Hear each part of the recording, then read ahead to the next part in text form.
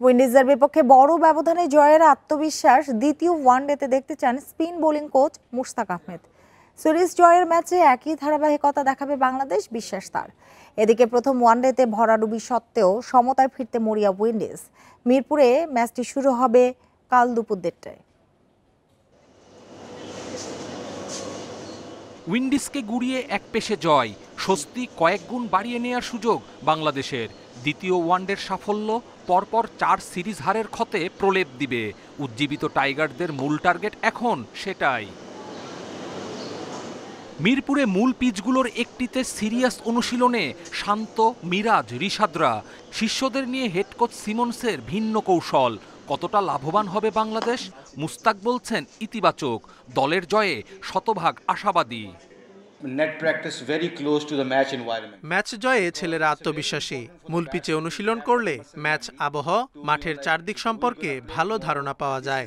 ব্যাটাররা ভালো বুঝতে পারে কোথায় ফিল্ডার আছে, কিভাবে রান বের করতে হবে। বোলাররা সঠিক জায়গায় ফিল্ডার রাখতে পারে। প্রথম ম্যাচের ভাগ্য নির্মাতা রিশাদে মুগ্ধ মুস্তাক।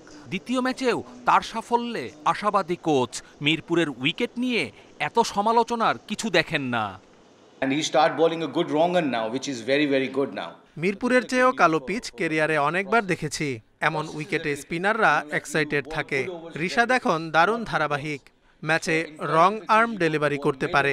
আমার মতে সাফল্য পেতে সঠিক প্রসেস, বিশ্বাসটাই জরুরি। দ্বিতীয় ওয়ানডের উইকেটের রং প্রথম ম্যাচের মতো অতটা কালো হবে না। উইন্ডিজ অবশ্য এসব নিয়ে ভাবছে না। কন্ডিশনের সাথে মানিয়ে সেরা পারফরমেন্সের লক্ষ্য ক্যারিবীয়দের। নিজেদের মধ্যে কৌশল নিয়ে আলোচনা হয়েছে। পিচ নিয়ে কোনো অজুহাত দিতে চাই না। মানিয়ে নেওয়া গুরুত্বপূর্ণ। দল হিসেবে জেতার জন্য যা যা করা দরকার সেই করার চেষ্টা করব। মিরপুরের স্পেন উইকেট বিবেচনায় দ্বিতীয় ওয়ানডের একাদশে পরিবর্তন আসতে পারে। তাসকিনের জায়গায় সুযোগ মিলতে পারে নাসুমের। Kapil Pal, independent news. Bangladesh West Indies দ্বিতীয় ওডিআই নিয়ে আলোচনা করতে রাজধানীর হোসনি দালান থেকে আমাদের সাথে যোগ দিয়েছেন জাতীয় দলের সাবেক ক্রিকেটার জাভেদ ওমর। জনাব জাভেদ ওমর, আপনাকে স্বাগত জানাচ্ছি ইন্ডিপেন্ডেন্ট টেলিভিশনে। যেটি জানতে চাই যে কাল দ্বিতীয় ওয়ানডেতে বাংলাদেশের জয়ের সম্ভাবনা কতটুকু দেখেন আপনি? ধন্যবাদ। অবশ্যই বাংলাদেশের সম্ভাবনা বেশি। আপনি জানেন যে আমাদের হোম কন্ডিশনে আমরা always very tough. Although Mirpur wicket অনেক ট্রিকি উইকেট, আর যেখানে আমাদের স্পিনাররা প্রচুর লাস্ট ম্যাচে ডমিনেট করেছে, আর স্পেশালি আমাদের ব্যাটসম্যানরা মানে চমৎকার ব্যাটিং করেছে টাফ উইকেটে। আমার মনে হয় বাংলাদেশ যদি রান করতে পারে, এটা ওয়েস্ট ইন্ডিজের জন্য অনেক টাফ হবে আমাদেরকে ফেস করাটা। মিরপুরের মাঠে খেললেই মিরাজরা জেতে কেন? এই জয়ে ব্যাটারদের লাভ না লোকসান বেশি? দেখেন, এনে তো দিয়ে কিন্তু আপনার উইনিংটা ইম্পর্টেন্ট, বাট আমরা সবসময় বলি যে আমরা নেগেটিভ উইকেট তৈরি করবো না। বাট এটা মনে হয় কোনো এক কারণে এত নেগেটিভ উইকেট তৈরি করতে চাই নাই, বাট সামহাউ আনপ্রেডিক্টেবল উইকেট হয়ে গিয়েছিল লাস্ট ম্যাচে। স্পেশালি অনেকগুলো উইকেট ভালো ছিল, বাট এবার আমি মনে করি যে নেক্সট ম্যাচে হয়তো এরকম উইকেট থাকবে না। আমার বিশ্বাস স্পোর্টিং উইকেট থাকবে। জি, ব্যর্থতায় বাদ পড়ে সৌম্য, নাইম। আবার কি কারণে দলে সুযোগ পায় তারা? দেখেন, আপনাকে মাথায় রাখতে হবে আপনার কিন্তু আপনার বাঞ্চ অফ প্লেয়ার কিন্তু অনেক কম, আপনার চয়েস অনেক কম। এই জন্য আপনার যারা মন্দের ভালো প্লেয়ার কিন্তু আপনাকে খেলতে হয়। তো ওই একটা জায়গায় আমার কাছে মনে হয় যে কোনো সুযোগ থাকে না। যে যাদেরকে সুযোগ দেওয়া হয় তারাও নট কনসিস্টেন্ট, আর যেহেতু এই জন্য তারা আবার পুরানের প্রতি তারা বিশ্বাস রেখে ওদেরকে আবার সুযোগ দেওয়া হয়। জি, নতুন ব্যাটার অঙ্কনের ব্যাটিং কেমন লেগেছে আপনার?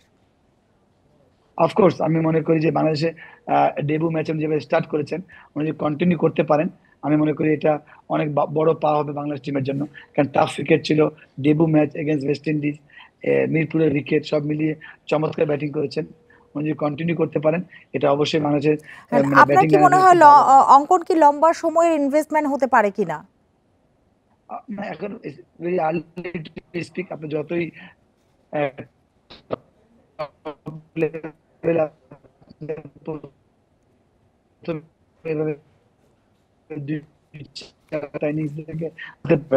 বাট যদি কন্টিনিউ করে আমার মনে হয় অনেক বড় একটা দলের জন্য। আরেকটি বিষয় একটু জানতে চাই জাভেদ ওমর, যে স্পিন নির্ভর উইকেটে আমাদের বোলিং আক্রমণকে আপনি কতখানি শক্তিশালী মনে করেন? বলেন সব মিলিয়ে আমরা তো যদি আমরা স্টার্টিং এ বললাম যদি আমরা রান করতে পারি ওয়েস্ট ইন্ডিজ অনেক টাফ হবে আমাদেরকে ফেস করা, স্পেশালি এই টাইপের varieties spinner followed by Mustafiz. আর আমাদের ফাস্ট বোলিং স্লট তো বরাবরই আমরা ভালো করছি সাম্প্রতিক সময়ে।